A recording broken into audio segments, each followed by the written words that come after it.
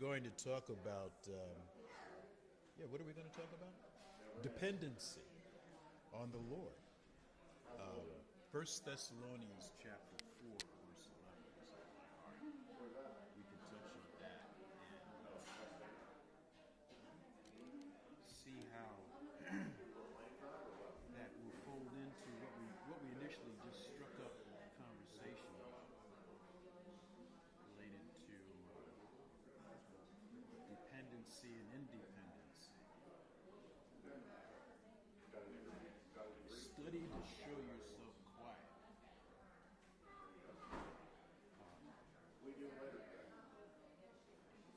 What does it mean, Pastor? It doesn't mean that there's less noise, but so many are vexed, so many are chafed, if we could use another adjective to describe, like there's friction in their soul. There's something that is going in the opposite direction that they're wanting to go.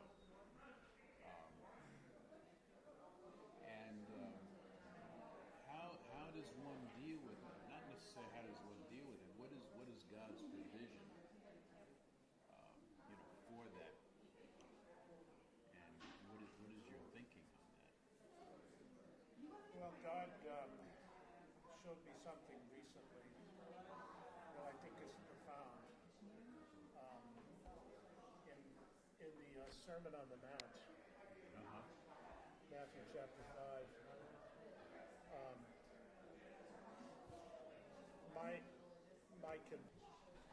between the public life and the private life. Hey, how's it going? Good. The public life and the private life. That, so much of the Old Testament, the Old Covenant, really was addressing the public life, the religious life, the life on the outside.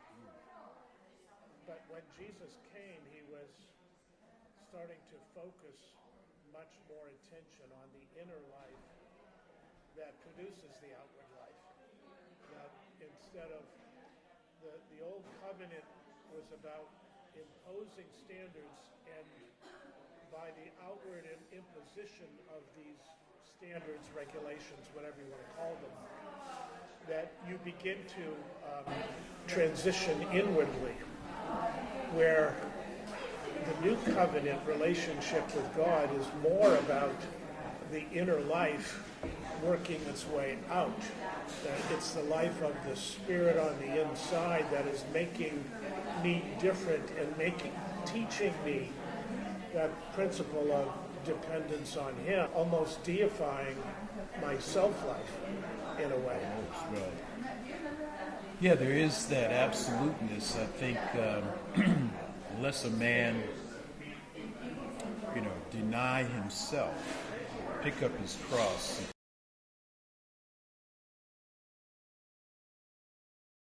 And this is the point of tension that happens. That if I have, like you were talking about this book that you read in Bible school. Yeah. My Heart Cries Home. Yeah, the different rooms of the soul, and then you got to the man cave. Yes. Well, maybe we can run through that because, I think we all have, maybe we don't think we do, but inevitably it becomes apparent that we do. That we have a place in our... And I see the Sermon on the Mount, particularly, he's addressing what I would call kingdom behavior. I want you to learn how to live as if you are operating in this kingdom that you've heard about all your life. That is, when Jesus, when the Messiah comes to establish his kingdom life is going to be different than the life that you have had up until now. And the distinctions, much of them have to do with inward versus outward. Jesus says, "You have heard it was said, you shall not commit adultery. But I say to you that everyone who looks at a woman with lust for her has already committed adultery with her in his heart. So the focal point now is on the inward life and not just what happens outwardly. So do this and don't do that. And what Jesus is trying to institute is a new perspective that there is, that if you will allow me into your life on the inside, I'm going to take up residence and I'm going to start changing the way that you think, the way that you operate on the inside and inwardly from the inward. This is the principle of, being holy and blameless in love.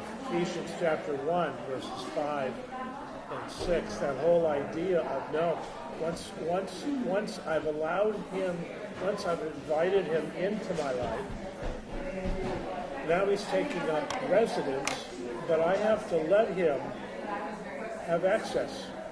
Okay, two things you mentioned. Yeah, you said invite and the idea you must be born again. That's it, yes. Okay. And then, but allowing, and I was thinking that there's two words, accept and yield. No. Yield and surrender. Yep. Yield and surrender. And I don't think we're mincing words there, but the fact that I can yield. When someone yields, they are also participating. It's like when you see a yield sign in the road, there's two cars involved, there's two vehicles involved. But surrender is the loss of one's, position on the battlefield. It's like I relinquish, I give up the fight. I think the distinction may be as clear as Romans 6:13 comes to mind. Okay. The King James says, and do not yield your members of your body as instruments of sin. The New American Standard says, do not go on presenting the members of your body to sin as instruments of unrighteousness.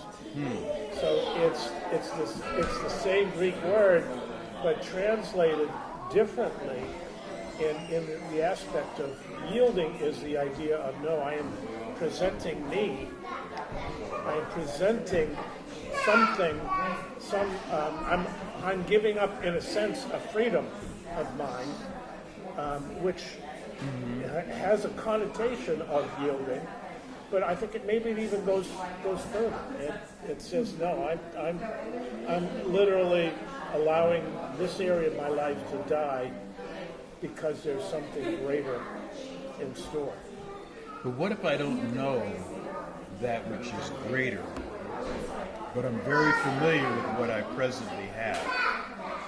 And very aspect of human nature is that it doesn't want to sacrifice the individuals that are in a bad relationship, and they probably never should have gotten into it, but they're into it. Yep. And but they won't leave. They won't leave because the prospect of the unknown is more fearful than the problems known. In heaven, and this is the thing that people begin with. Well, you got saved because you didn't want to go to hell. No. Fire insurance. Right? Yeah. Or you got saved because you trusted in Jesus because you want to go to heaven. Which is if that's where people begin, but then like what we're talking about is there be a yielding now, because and when people say grace, don't preach cheap grace. I don't know if any grace is cheap. Like where did that byline come from? Because I can tell you where I read it recently. oh, okay. there's a book written by Dietrich Bonhoeffer called The Cost of Discipleship. And his whole first chapter in the book addresses this whole idea of cheap grace and how churches regularly, are dumbing down the quality of grace by basically allowing people to get away with it and saying, okay, I'm giving you grace for the situation. There was a sense that what he was misinterpreting, I believe, was that we are not saved. We are not saved through grace. We are saved by grace. By grace being the environment, through grace being the instrument. And I think there was a confusion about, no, we're not saved through grace. Right. We are saved by grace. That, in other words, God did something for me and gave me this gift freely. But we are saved through faith, through my willingness to put my trust in someone outside of me, being Christ himself. That is really the avenue into this quality of life. Begins with the moment of salvation, but then gets built beyond that, depending upon how I respond to the initiations of God in me, the Holy Spirit, as he's trying to work his way into these different rooms of my soul, areas of my life. I was thinking, as I was driving up here today, there was a trooper in a cruiser that was in, like the little, between the 95, the road connecting north and south. Yeah. And I was noticing how, people on the northbound, so he was pointed southbound. Okay. And you're going people on the northbound were slowing down, the tail lights were coming on. But then he put his lights on. And he's after somebody now. He's going south. Going south, yeah. Right.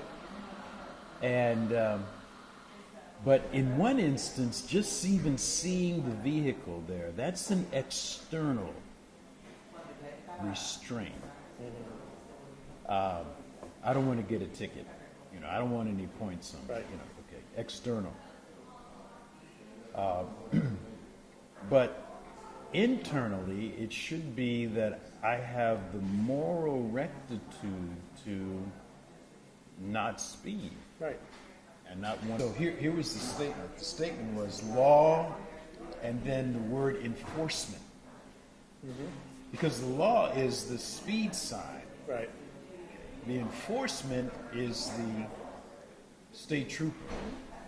And what he's told, how he's told to enforce that law. Well, he's got to go by the law.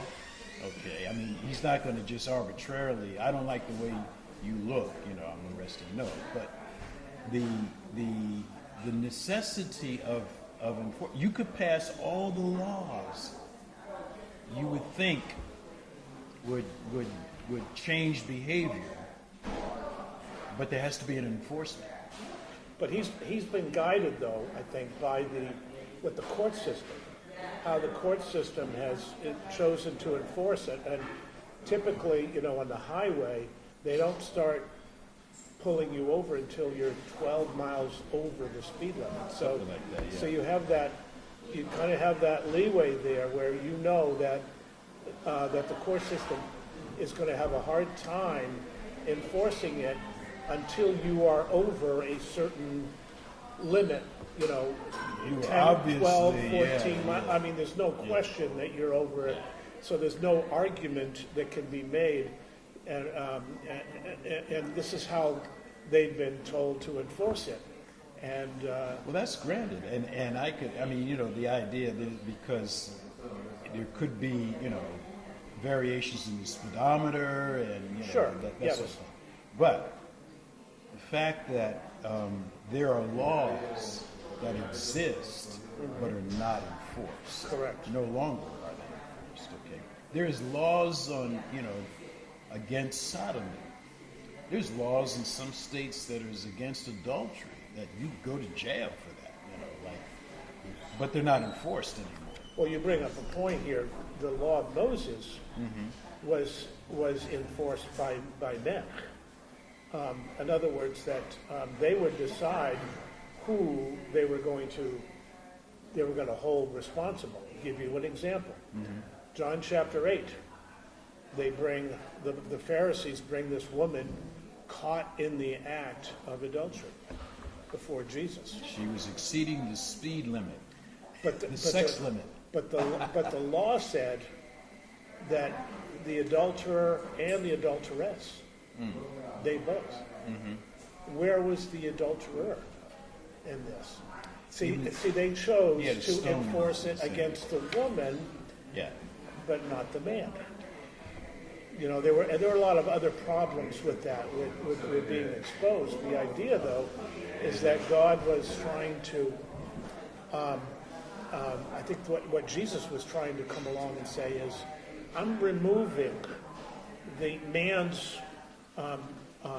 private interpretation. Or willingness to enforce it in some cases and not in other cases. I'm going to make it more about, if you break this, I'm going to convict you on the inside. That the Holy Spirit is going to speak to your conscience, and that you are going to sense on the inside that there is a problem. There's a break in fellowship with God because this thing now, needs to be addressed. And so coming into a deeper walk with God is learning how to, I'm going to respond instead of me, saying, yeah, that's not a big deal. Laying it aside, making it something small. I learn more and more as I grow up to know I've got to pay closer and closer attention to that. And well, the Jews, they knew they were hating. They knew they were cutting corners, mincing the law. If your donkey fell into the ditch on the Sabbath, you're getting him out, because that was your ride home. And or if a man was to be circumcised, so in obeying the law, you break the law. Think of that, So you circumcise a man where? On the 8th day, on the Sabbath. Well, but he's got to be circumcised. Yeah, but it's the Sabbath. And so this is men trying to enforce the law. Correct. And we don't do a very good job of that. But the appeal that Jesus Christ, I think, was presenting was not lawlessness, but a life that fulfilled the law. A life that fulfilled the law. Because if I thought about it, what kind of life could fulfill the law? Only God's life could fulfill His law. And this is what He offers. This is what He was offering. Was not a more stringent enforcement of the law of Moses, or the 613 laws that they had, but knowing that can only be fulfilled with a life that I will give you, but you must be born again, Nicodemus. You must be regenerated. Otherwise, you won't see, like what you were bringing out, the issue of the kingdom. And walking in the life, a new life that is not lawless, but it's full of life, and that life of love and that life of grace, and this is again, there's maybe an understanding of grace on a legalistic side. That's even conceivable. Meaning, so somebody says, well, I messed up, give me grace. But grace isn't for messing up.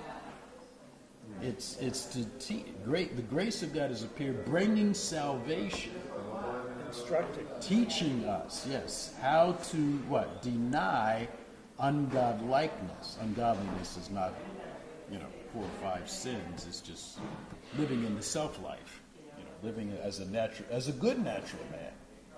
So, And to live soberly, righteously, and godly. In this present world. Wow. I mean, some people say, well, that'll happen when you get to heaven. That's why I want to go now. See, when I look at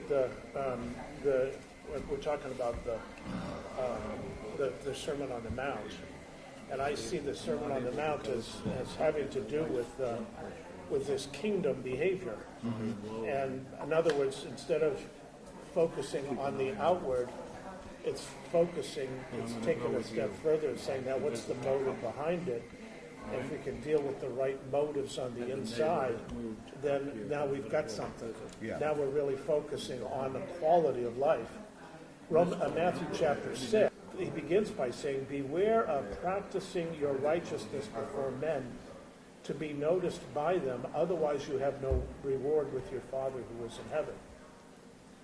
And then he talks about different aspects of what that practicing righteousness is, whether it be giving to the poor, whether it be prayer, whether it be fasting. These are all things that you do outwardly, and I think he was trying to expose the Pharisees, who were all about trying to show off how great and holy they were, important position that they held. When Jesus was trying to come in and say, yeah, that's just external stuff, and really, it doesn't matter. It mattered to them.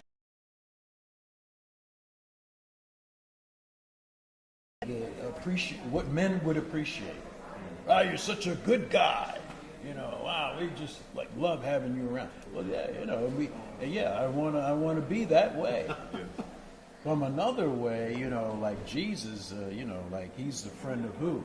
I can see his crowd. He draws the refuge, the curbside crowd.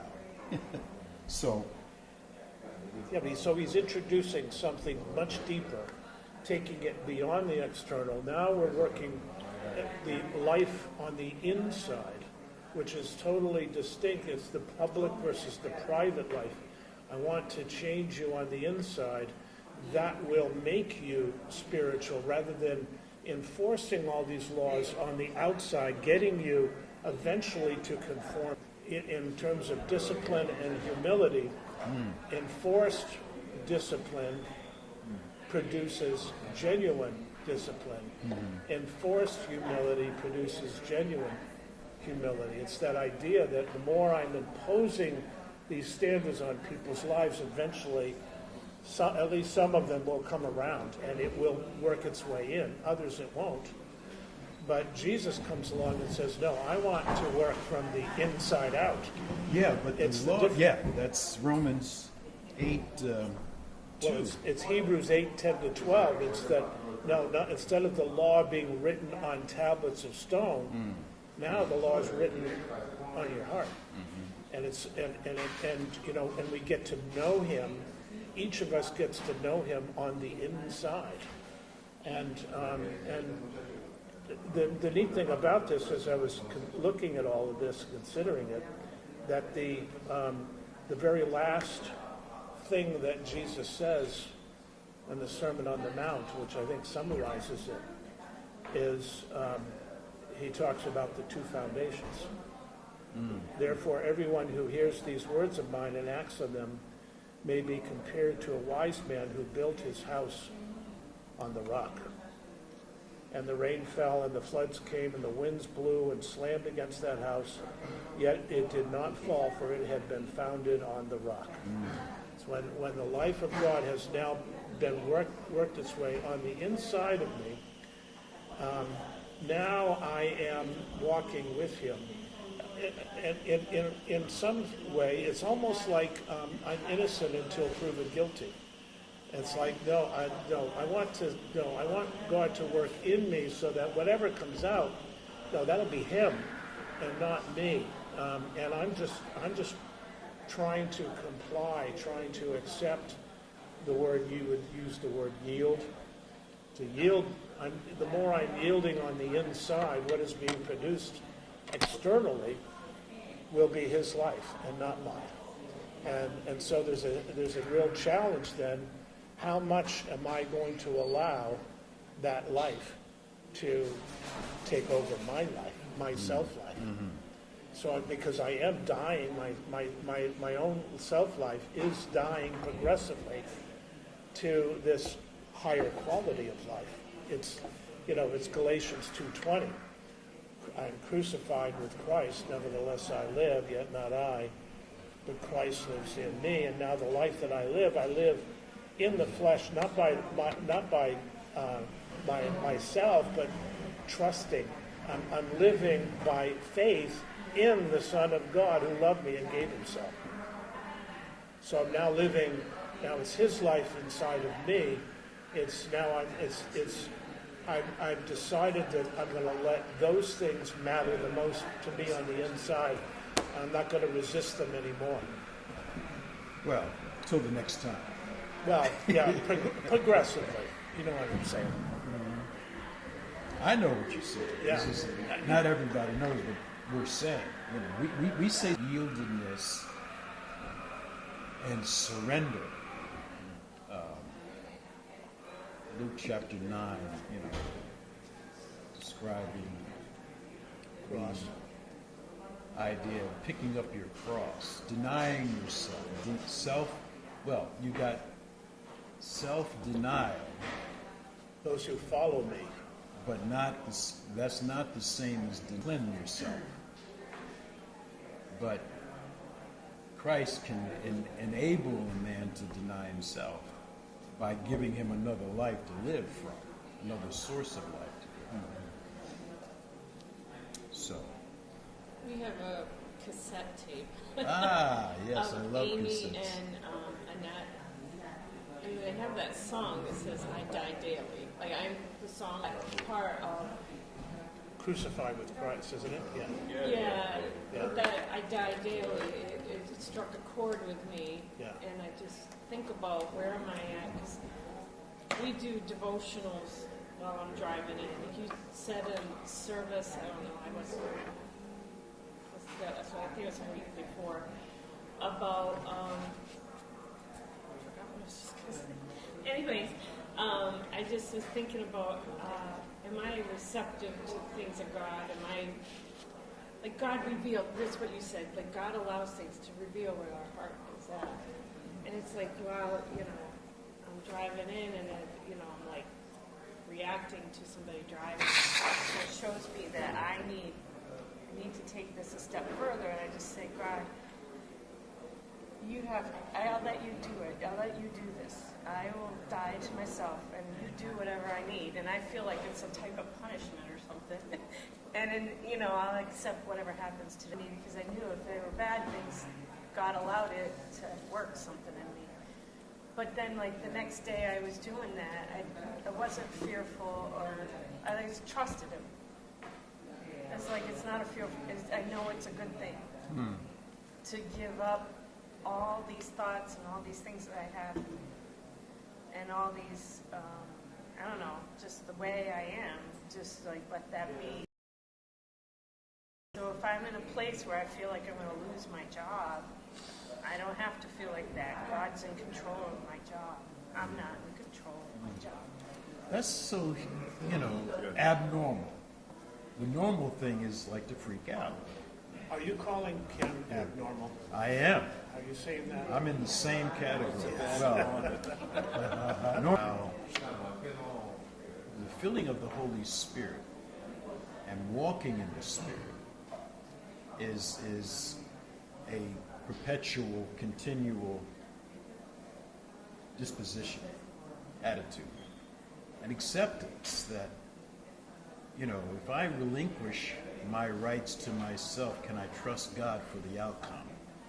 Because normally I would trust me for the outcome, because I'm the one that's into the matter. I think it goes back to what you were talking about in terms, kingdom implies that you got a king.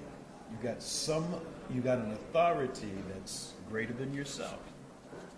and people who consider themselves king, my way or the highway, just at the sky, but they just say it in subtle ways of making a decision, whether or not I'm even going to be here today. I have the right to choose not to be here.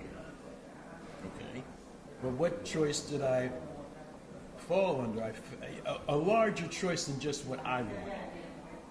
And I love what you shared, Blaze. It doesn't matter what we do. It's the fact that we're together and we're doing it together. I want to be with you because of love, not because of what you are to me or what I am to you, and the portions. Because if I isolate myself and limit, what I think I want from my life, I'll get that, and that's the scary thing. There was those, Israel knew the acts of God. Moses knew his ways and bequested, which was quail, like we want some beef, bring the beef. But it resulted in a leanness. He who is, rich in this world is not wealthy towards God. I think we understand that. And if we turn that around and say, if I'm rich in Christ, I'll be perceived as, part of my resume is that, I'm unknown but well known. I'm poor but making many rich. Beside myself, I'm not in this seeking something for myself. I could, but I want to seek Him and what He has for me. And that's the decision that you're saying, you're making. Lord, I have for my life, and I give you control. It's not like I'm losing control and it's just hitting the fan. It's that here's the keys. Here's the keys, God, to my heart. And Pastor Bill read this book and about the various rooms in a house. You let Jesus Christ. So he knocks on the door, and he comes into the parlor.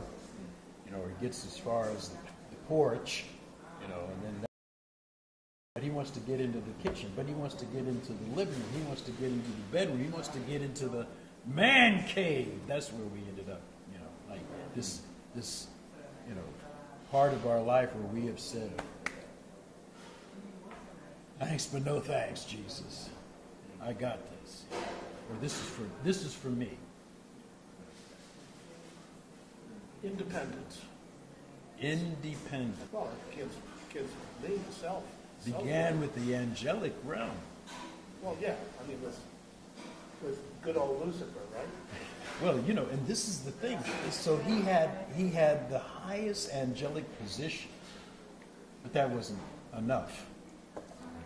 I want to be like the Most High. Iniquity was found. Yeah.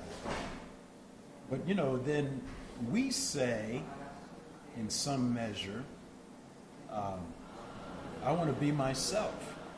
So I think if we were to ask the average guy, young guy, there's a bunch of old guys around here, but the average young guy, yeah, I am speaking for myself. I got my AARP card, and That's no big deal. You get that at 50. Yeah, that's true. Like they want the dudes, but like you're going to get married. Yeah, I'm gonna. I want a wife. Okay, so give me some qualifications. What are you looking for? And it's invariably like it's like this short or long list of she's got to be beautiful. She's got to be amazing. She's got to be intelligent. I said, how about this? She's got to be spiritual. Well, yeah, of course. Yeah, that's at least number 5 on my list. Something like that, And because in that area, what for a spouse, and God, if you were to send the one that you think is right for me, I don't know if I would like that. It's risky business. Here she is. It was so funny. I recall this song, and I think most of us may not, old enough to remember this song, but it was, I think it was sung by the Shy Lights, early 70s. Anyway, and it's like this discussion between the guys, and it goes like this. It says, if you want to be happy for the rest of your life, don't make a pretty woman your wife, but from my personal point of view, get an ugly girl too. I saw your wife the other day. Yeah, she's ugly. And then he comes back, he says, yeah, but she sure can cook. I thought it was Chi-Lites.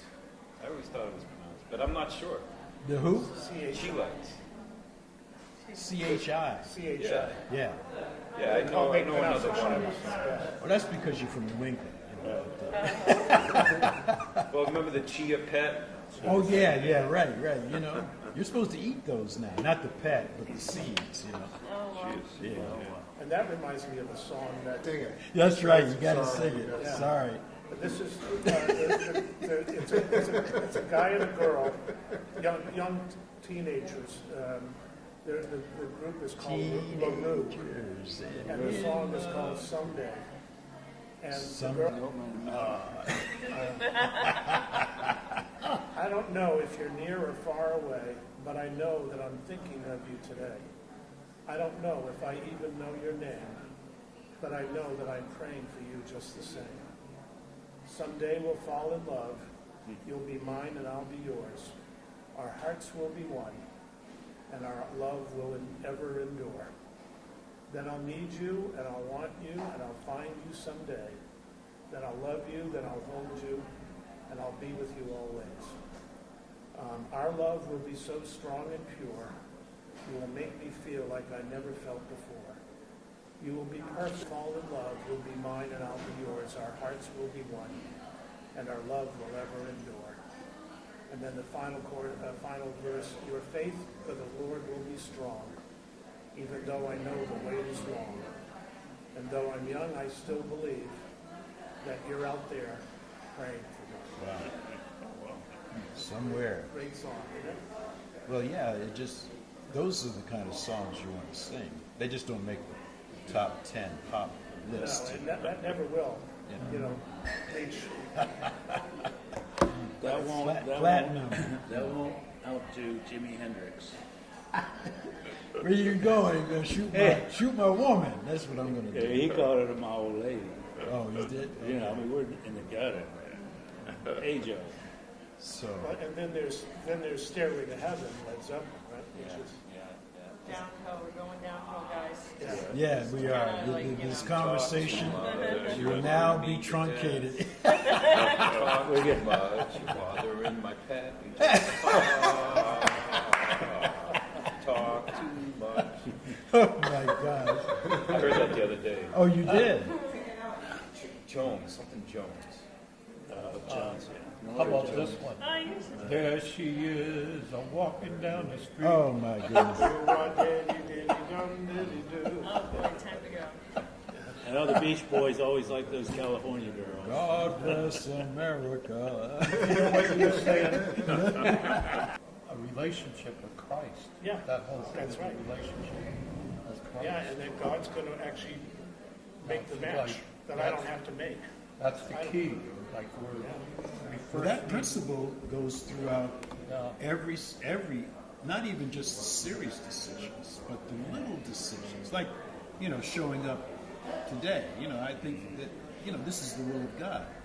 Not that I'm out, sitting at Joe's bar at 11 o'clock in the morning, as opposed to being here, but just being somewhere else, by myself. And there's nothing wrong with being by yourself, But I'm just saying that God is not just in the big decisions, but He's in the minutia of life. small things that matter. They matter to him because that's how intimacy is. I remember telling a guy, I said, you really don't love your spouse until you love her faults. I mean, her faults you just love them, like, honey, I love that about you. What? I don't want to be that way. I know, but I love you. It's like, and this is going back to what you were saying, is like, maybe that situation domestically occurred to show that I had a conditional love. And, 1 Corinthians 13, the agapao love is like not human. It's not humanly produced, but it can be experienced and received through the filling of the Holy Spirit. How about this poem? I had a little tea party this afternoon at 3. It was very small, 3 guests in all, just I, myself, and me. Myself ate the sandwich. It was also I who ate the pie and passed the cake to me. Can you send that to me? I've been wanting to remember that. Pastor like that. Yeah, it's a great, just who we are, Self-absorbed. By the way, Pastor Jeff, it's great to see you. It's great to be seen. How you been doing? You know what? I'm doing good. My wife is having I don't know what's going on with her. Her blood pressure is up to 210. It was high. Yeah, it is. And she's just like, that's why I'm going to make the day short. I got to go back home. But, Well, we're ready, sir. but I'm good. You're good now? Yeah. You know what? I don't know. You know what it is? It's the second time I've gone through this.